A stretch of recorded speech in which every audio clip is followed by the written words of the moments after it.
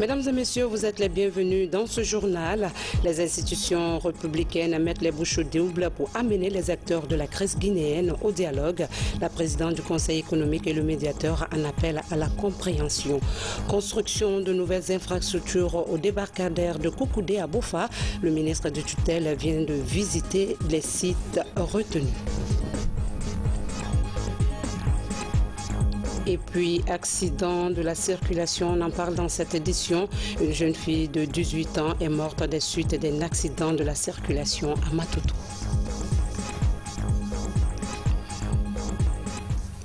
Mesdames et messieurs, bonsoir. Merci de nous rejoindre dans ce journal. Ouverture ce matin du séminaire de dynamisation de la diplomatie guinéenne et de l'amélioration des services du protocole. L'objectif est de permettre au cadre du ministère des Affaires étrangères d'agir dans le professionnalisme. Amadou Bailo Bari, Aboubakar Kamara, reportage. Ce lundi, ces journées du protocole s'étendent sur 3 jours.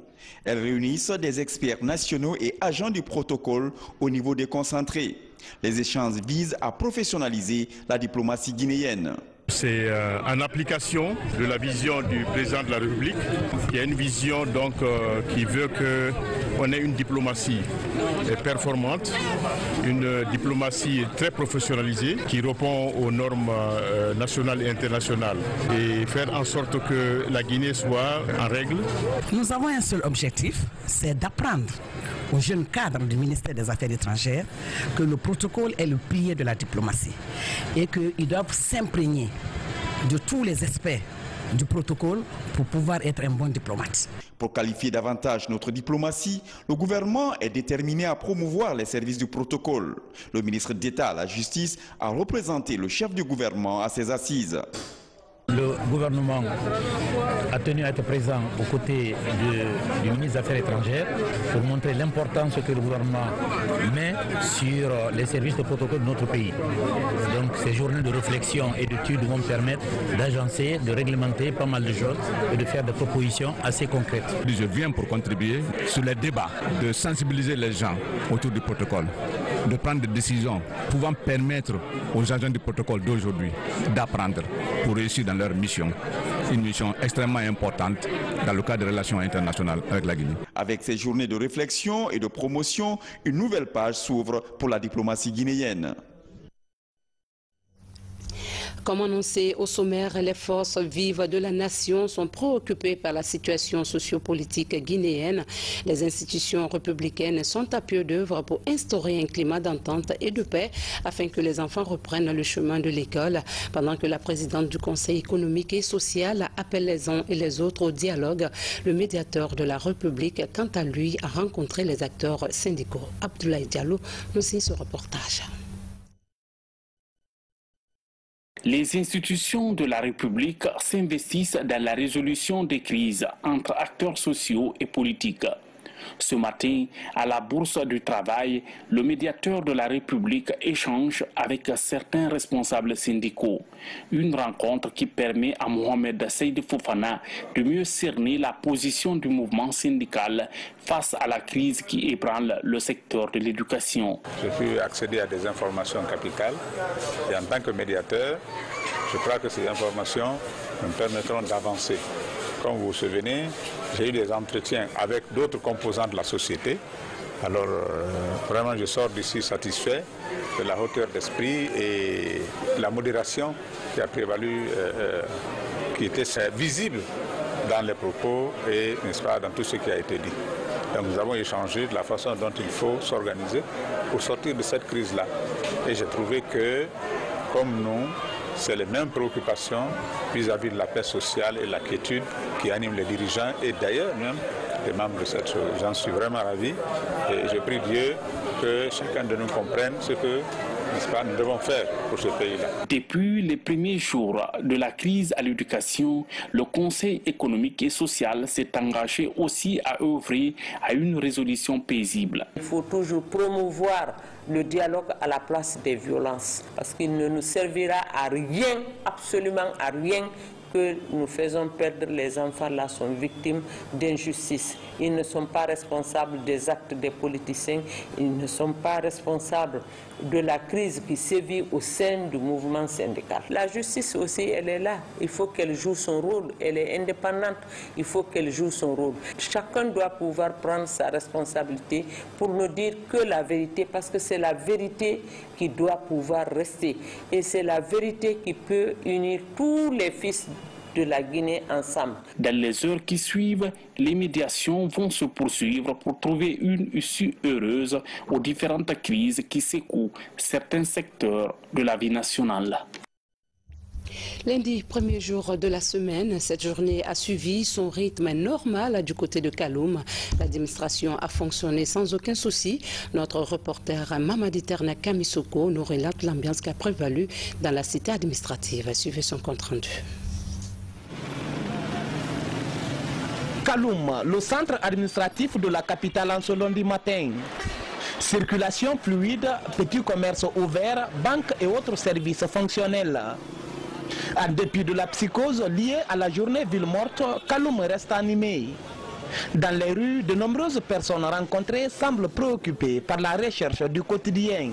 Bon, comme j'avais un programme spécifique à Kaloum ici, quand nous avons quitté maintenant Bessia, juste arrivé maintenant au niveau d'Abondi, il y a un attroupement, les enfants avaient des pierres et autres là, mais on est resté un peu longtemps, les gendarmes sont venus intervenir, vraiment on nous a laissé le passage, j'ai osé venir en ville quand même, parce que j'avais un programme vraiment spécial, il fallait que je me présente au moins, quelles que soient les difficultés. Franchement, je ne peux pas rester à la maison, bien croisé, de rester comme ça. Vous voyez, non? Bon, je dois venir au travail puisque je gagne à manger. Vous voyez, non? C'est pas facile de rester à la maison. Vous voyez, non? Normalement, l'opposition avec l'État doit se comprendre. Mais actuellement, là, c'est dur, on ne peut pas rester à la maison comme ça. Le même engouement est visible dans les départements ministériels. Nombreux sont ceux qui ont tenu à être à leur lieu de travail. Je suis à Kisosso actuellement. Et de Kisosso, je suis arrivé ici dans les environs de 7h25. Et donc mes attributions ne me permettent pas d'être, de ne pas travailler. Quelle que soit la situation, je dois être au bureau, je couvre, j'ai plein de dossiers, j'ai énormément de travail. Donc je dois rendre à ma nation. Pourtant, ces journées ville morte ne sont pas sans conséquences. Elle affecte plusieurs activités économiques, notamment en haute banlieue. D'où ce cri de cœur de ce cadre qui appelle les acteurs de la vie nationale à privilégier le dialogue. Vraiment aujourd'hui j'ai le cœur meurtri et je demande à tous les acteurs politiques de s'asseoir autour d'une seule table, de la même table, pour parler d'une seule voix, le même langage, afin que ce pays qui nous est tout cher puisse vraiment se développer. Parce qu'il y a tous les indices pour que ce pays-là puisse se développer. En attendant, les appels à l'apaisement se multiplient en vue de désamorcer les différentes crises dans le pays. Autre sujet d'actualité, place au projet de développement initié par le chef de l'État proche Alpha Condé. Le projet d'eau potable est en voie de réalisation. Il doit utiliser la source Badibaki située dans la préfecture de Dubreka. Ce projet pilote du président de la République va bientôt démarrer en vue de soulager les populations dans la fourniture quotidienne d'eau potable. Mohamed Seyassouma. Dans le secteur de l'eau en Guinée et depuis son lancement en 2011, le programme baptisé 4e projet Eau de Guinée se fixe pour défi l'accès des populations à l'eau potable. L'objectif des initiateurs est d'assurer la couverture des ménages d'ici à 2030. Une initiative présidentielle qui prend forme dans le pays. Actuellement, avec la pénurie d'eau, nous avons pensé aussi initier un projet qu'on a appelé projet d'urgence qui peut soulager les populations de Conakry avant la mise effective en œuvre du 4e projet eau. Donc ce projet qu'on appelle projet d'urgence aussi est attribué actuellement à une société chinoise et donc le contrat aussi en signature. Cela permet qu'en 10 mois qu'on puisse rehausser la production d'eau au moins de 50 000 m3 jour. En fin octobre 2017, un atelier de validation de l'étude de faisabilité du 4e projet Eau de Guinée a mobilisé des experts à Conakry. Les travaux ont essentiellement été consacrés à la recherche de solutions à la problématique de l'eau potable en Guinée. La rivière Badi, qui consiste en fait à faire 17 km d'eau de conduite d'eau brute avec une station de traitement de 150 000 mètres cubes par jour, et puis 61 km donc de conduite d'eau traitée avec un diamètre de 1400 mm et plus de 3 stations donc, de réservoirs. À Ratoma, l'une des plus grandes communes de Conakry, l'accès des ménages à l'eau potable est limité. Ici, comme dans toutes les communes du pays, des investissements sont faits pour améliorer la qualité des installations et la desserte en eau potable. C'est le résultat de l'offensive diplomatique politique vers la République populaire de Chine, surtout aussi les bonnes relations que le président de la République a créées entre lui et le président chinois Xi Jinping. C'est ce résultat que nous sommes en train de connaître aujourd'hui. Annoncé en 2014, ce projet peine à être lancé. Les études récemment validées à Conakry indiquent son démarrage pour 2018. Pour les initiateurs, c'est l'année de l'espoir pour les Guinéens. Construction de logements sociaux à Cancan. Sur plus de 5 hectares seront construits 50 immeubles R+1. C'est un autre projet du chef de l'État, Procha Alpha Condé, qui entend construire des maisons décentes en respectant les règles d'urbanisme. Déjà, le promoteur immobilier est en phase de fabrication des briques en terre. Saint-Martin Fansinadono appuie les autorités du ministère de la Ville et de l'Aménagement du Territoire dans la mise en œuvre de la politique de promotion immobilière. À Cancanville, 50 immeubles R+1 seront construits sur plus de 5 hectares. C'est un projet présidentiel avec une spécificité de construction à base de briques en terre stabilisée. Ici, des machines super hydraformes sont installées. Leur capacité de production journalière varie entre 2000 et 3000 briques. Avec ces matériaux, l'habitat se développe à moindre coût. En fait, ces briques peuvent être utilisées à tous les niveaux de la construction. Et leur spécificité, d'abord, c'est des matériaux de chez nous qu'on utilise. Moins de matériaux importés, parce que c'est ça l'essentiel. Il faut utiliser moins de matériaux importés, comme le ciment principalement. Et ces briques, avec des constructions faites à partir de ces briques, les constructions qui régulent la climatisation, ça protège la nature par le fait qu'on ne détruit pas la nature pour couper du bois, pour brûler. Et ces briques sont antibalistiques. En fait, vous pouvez tirer là-dessus, les balles, je ne dis pas les bazookas, mais les petites balles ne traversent pas. C'est une première initiative dans la localité. Quelques bâtiments sont déjà sortis des terres.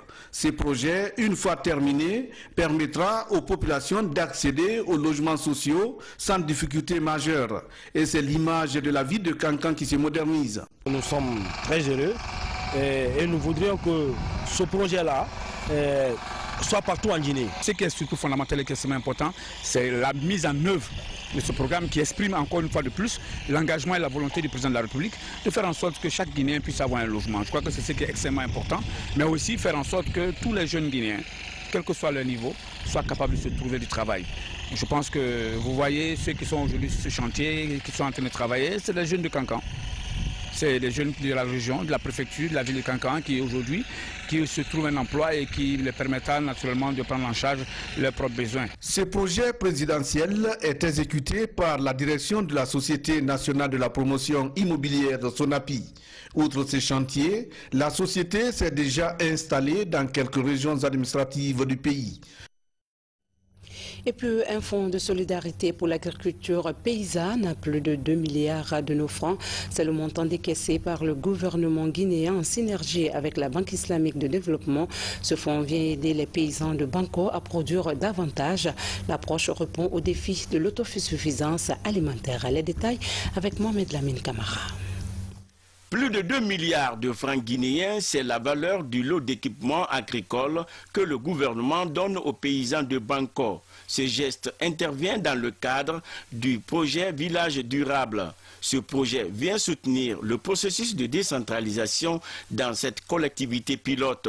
Nous sommes à Banco et l'occasion a été opportune pour faire la remise d'équipements agricoles, n'est-ce pas, des tracteurs, des décortiqueurs, des motopompes pour la culture maraîchère et beaucoup d'autres appuis sur le plan, en tout cas, de la fertilisation des sols, sur le plan de la protection des cultures. Au compte de la deuxième célébration de la journée du paysan, la lutte contre les feux de brousse est la préoccupation partagée. Une façon pour l'unité de gestion du projet de consolider les acquis à Banco. Nous avons saisi l'opportunité pour mettre à la disposition des bénéficiaires le matériel agricole acquis par le projet, dans le cadre du projet. Et aussi faire le lancement du crédit rural à très faible taux d'intérêt que le projet met pour appuyer les activités génératrices de revenus. Sur financement du gouvernement et la Banque islamique de développement, le projet Village durable offre un modèle multisectoriel de développement local dans cette localité de Dabola. Il couvre 5 ans. La journée du paysan que nous magnifions, en raison de sa signification et notamment de son contenu, est aussi la plateforme d'échange par excellence dont les retombées seront sans doute bénéfiques pour le développement de la communauté toute entière grâce à une recherche d'expérience qu'elle comporte pour les sortir en effet de leur cadre traditionnel extensif et les amener vers une évolution qualifiante. Il faut de bonnes pratiques efficaces et adaptées. Ces outillages agricoles viennent renforcer le programme d'autonomisation agricole à Banco, à 50 km du centre-ville de Dabola. Le projet Village durable touche également les secteurs de l'éducation, de la santé et la construction des infrastructures. Le débarcadère de Kokoudé à Bofa sera bientôt doté d'importantes infrastructures de pêche et d'une route d'accès. Au regard de cet investissement qui s'élève à plus de 2 millions de dollars, le ministre Frédéric Loua, accompagné de la coordination du projet Prao Guinée, a visité les sites retenus pour la réalisation du projet. Ansoumane Toumane Kamara. Le débarcadère de Kokoudé à Bofa est l'un des plus grands centres d'approvisionnement de la Guinée et des pays voisins en produits halieutiques. En prélude de l'aménagement très prochain de ce port de pêche artisanal, le ministre des Pêches et la coordination du projet régional des pêches en Afrique de l'Ouest ont visité les sites choisis et échangé avec les bénéficiaires. À Kokoudé, il est prévu de faire des hangars, de réaménager un peu ce port de pêche et puis faire avec les fumeuses de poissons. Vous avez vu l'état de la route est dégradée. Le gouvernement et Prao sont en train de prendre des dispositions pour la réhabilitation de cette route. Pour l'aménagement du port de pêche de Kokoudé, le programme régional des pêches en Afrique de l'Ouest va investir près de 2,5 millions de dollars. Une contribution pour résoudre les principaux problèmes et contraintes qui entravent le développement de la pêche artisanale à cet endroit. Au nombre de réalisations qui sont prévues sur le site de Kokoudé, c'est la rénovation de l'ensemble des bâtiments. Au-delà de cette rénovation, il y aura la construction d'infrastructures de première vente. C'est quoi? Ça va être un grand hall de vente de produits de pêche. En attendant le lancement imminent de ces travaux, le projet régional des pêches en Afrique de l'Ouest, Prao, a déjà investi et réhabilité les centres de surveillance des pêches sur le littoral. Beaucoup de qui viennent de vous appeler tout de suite. Et la réception. Ok. Nous sommes avec le ministre de la Pêche alors qu'il est venu visiter notre radio là. À vous. Cette réhabilitation permet aujourd'hui au Centre national de surveillance des pêches de prévenir et de réduire les pratiques de la pêche illicite dans les eaux maritimes guinéennes. L'Union européenne, à travers Plan International, a fait un don de 12 motos aux organisations de la société civile et autres groupements de Mamou, Dalaba et Labé. Cette action s'inscrit dans le cadre de sa responsabilité sociale. L'objectif est de renforcer les capacités logistiques des agents de 180 groupements d'épargne et de crédit et aussi lutter contre le chômage et l'immigration clandestine dans ces régions. Mamadou Patebalde, reportage. international Guinée apporte son soutien aux organisations de la société civile et aux jeunes migrants. Dans la région du Fouta, les préfectures de Mamou, d'Alaba, Pita et Labé bénéficient de 12 motos. Elles doivent faciliter la mobilité des agents de 180 groupements d'épargne et de crédit. Des efforts pour lutter contre la pauvreté, l'immigration clandestine et le chômage. Le but final de ce projet, c'est de faire en sorte qu'il y ait une sorte de rétention, n'est-ce pas, des jeunes qui souhaiteraient, n'est-ce pas, partir pour émigrer. Comme vous le savez, c'est aujourd'hui un phénomène, disons, mondial, parce que, et pour le cas de la Guinée, des études ont montré qu'il y a beaucoup plus de départs, n'est-ce pas, des jeunes qui quittent cette région du Fouta.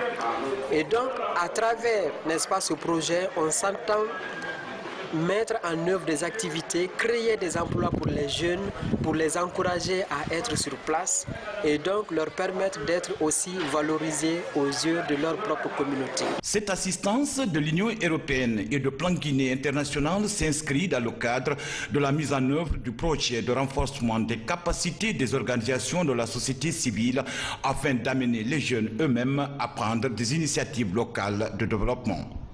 Nous sommes très satisfaits et que nous pensons que nous ferons le maximum de nous pour pouvoir réaliser des activités de qualité sur le terrain pour avoir un bon résultat et utiliser ce tangent-là pour uniquement les activités du projet RP7. C'est un sentiment de satisfaction.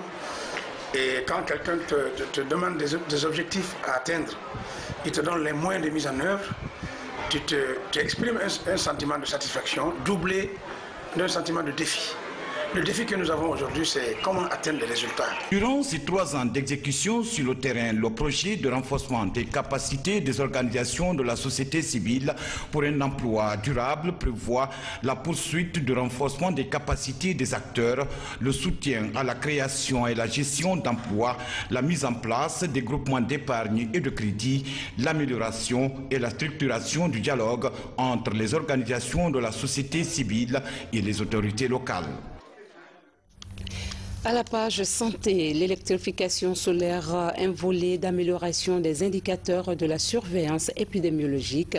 Cette nouvelle politique est initiée par le ministère de la Santé et ses partenaires et concerne tout le pays. L'exemple de la région de l'Abbé est une réussite dans le suivi et l'évaluation dans la collecte, le traitement et la remontée des données de la surveillance des maladies à potentiel épidémique. Soré de Guerra.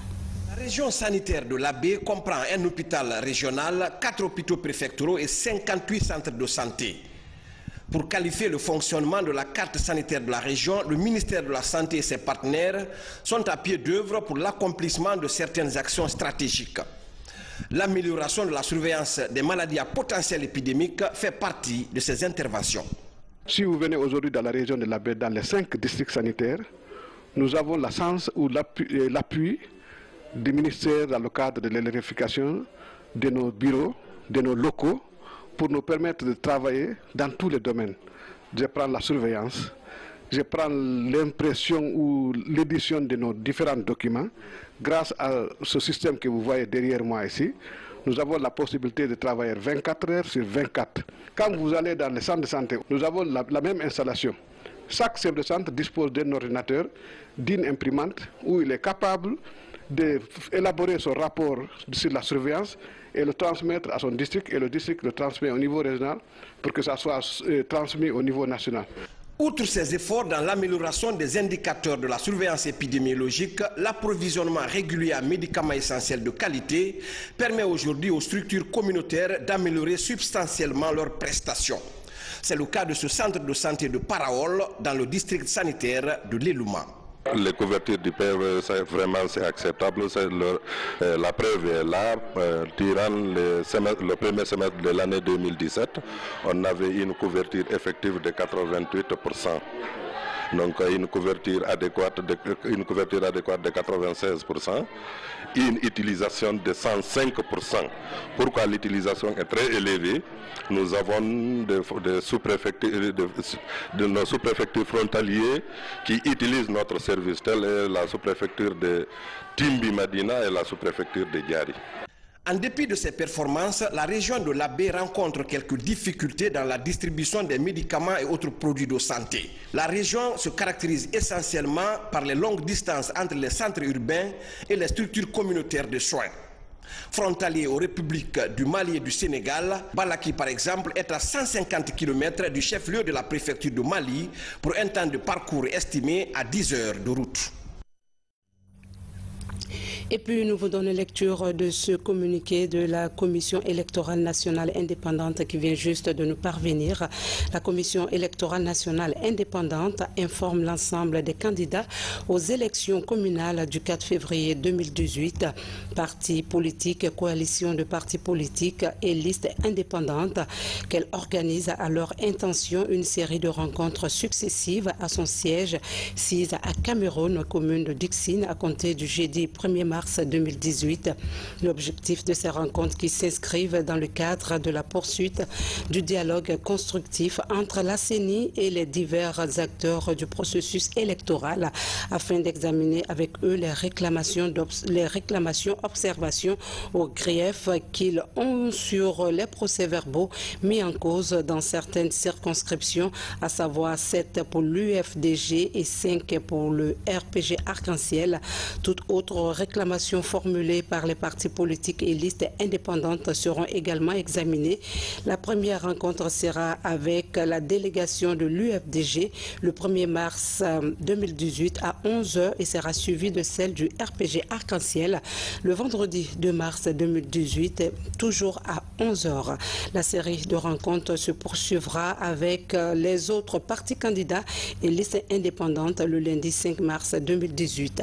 La CENI s'est comptée sur l'esprit civique et patriotique de tous les acteurs du processus électoral. Signé Maître Amadou Salif Kébé, le président.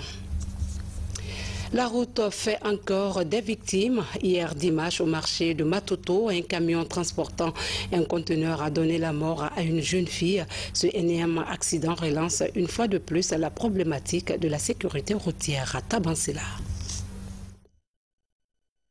Aminatou Diallo, décédée, et Fanta Touré, grièvement blessée, toutes âgées de 18 ans.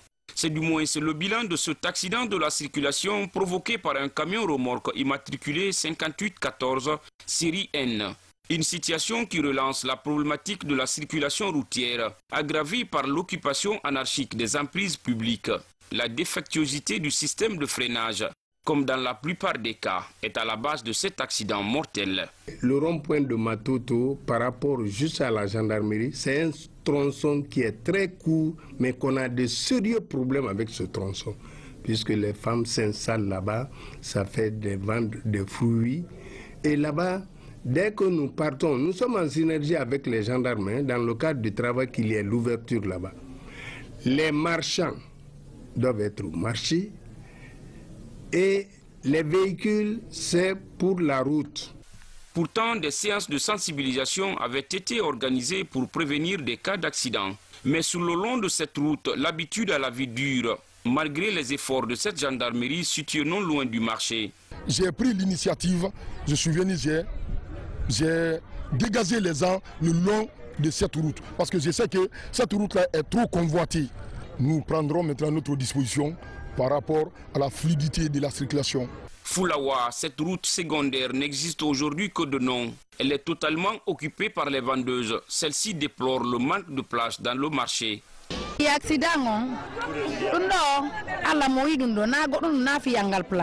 Des informations niées par les agents du marché de Matoto qui parlent d'espaces vides à l'intérieur du dit marché, abandonnés par ces commerçantes au profit des sauciers.